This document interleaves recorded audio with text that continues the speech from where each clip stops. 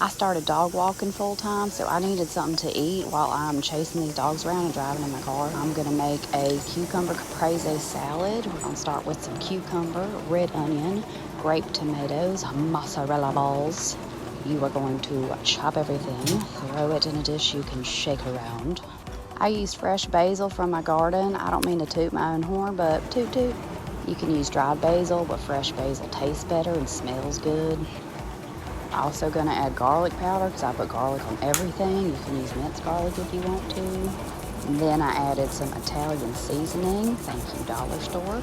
I made this honey Dijon vinaigrette the other day. I'm obsessed. I put it on everything I fucking eat. So we're just gonna ladle some of this on the top. You can use more or less. I'm a dressing heavy person.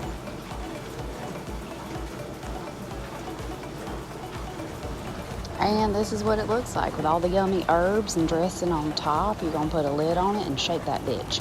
It should look like this when it's done. It's super yummy, fresh, healthy, and you can inhale it while you're running around trying to live your life. Please like and follow for more videos. Happy Friday.